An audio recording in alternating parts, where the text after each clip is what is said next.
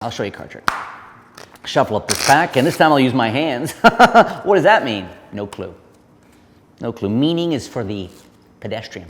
Grab one, brother. Go ahead, grab a card, show it to the camera. Camera, okay? Okay, take the card. Look, look, look, look, look, look, look, look, look, look. Boom! Take the card, cut it back in the deck. There we go, somewhere in the middle there. Look, I want to see if I got lucky. Maybe King of Diamonds. Was that it? No. It was not the King of Diamonds. Okay, look, watch. I'm going to do this very, very slowly.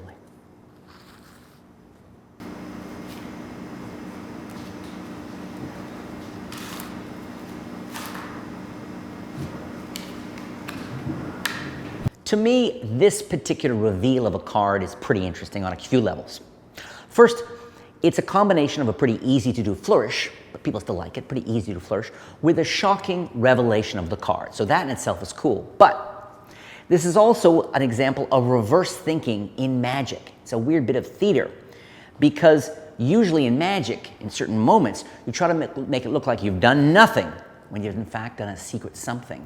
This is the reverse. Here, you try to make it look like you've done something when in fact you've done nothing. So it's kind of a bizarre reverse. Let's take a look. Now, I gotta apologize for this. I know this looks like what we did is we skinned an Ewok. I know that's exactly what it looks like. This is not an official tablecloth. This is actually a welcome mat I just grabbed from the front of the building here. So this is covered with salt, and I'm sure a lot of broken dreams have happened right over here.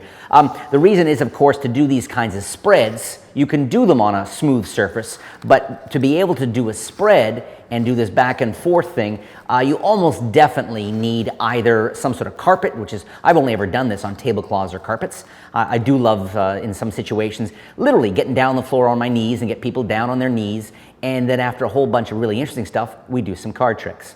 So just explaining why we have this here. Now, the actual doing a table spread will take some practice. Just learning how, if you're a complete beginner, learning how to hold the deck and the pressure, because first you'll do this and you'll get these big chunks, or maybe you'll get it broken in the middle. And this is really something, relax your hand, relax the hand, okay?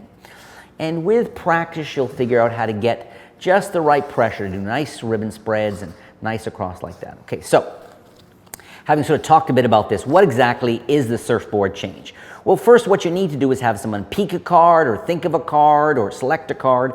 Then you need to be able to show an indifferent card and switch this card for the selected card.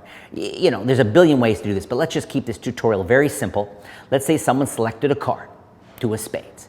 Let's say you've secretly controlled to the top of the deck using a double undercut, or maybe what you're going to use is some sort of palm out here, a side steal, where I've apparently slipped it into the deck and slipped it out the back. I'll teach that sometime. There's so many ways to do this kind of thing, but you get the selected card to the top. Now, you can do a double lift. You could of course do a second deal or a top change. Do a double lift saying, was this your card, the card you had in mind? No, it wasn't.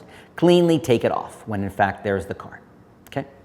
Put it down and spread these out. Now, you do not want a really long spread for this, okay? My advice to you, nor too short, is to maybe a nice medium length spread. You want to put the card not here and not here, but near the end. You could have it out jogged a little bit or in like this, but if you get it right, and you put it there, what you're going to find is now you can do the spread and do it back, and the card will remain face down the entire time.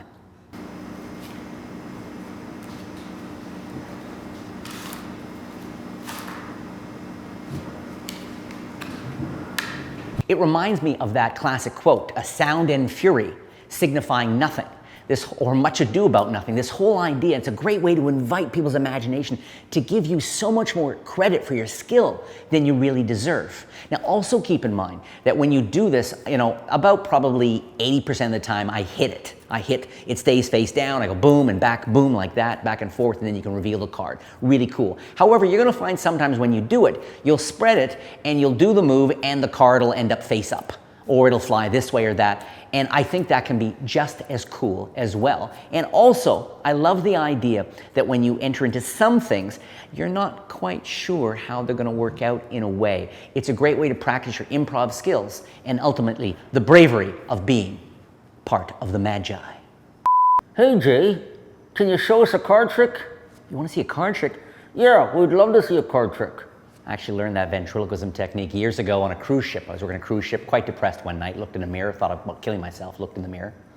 And I realized that if you frown, A, B, C, D, E, F, G, H, I, J, K, L, N, O, P. So you can actually conceal your abilities while looking manic depressive.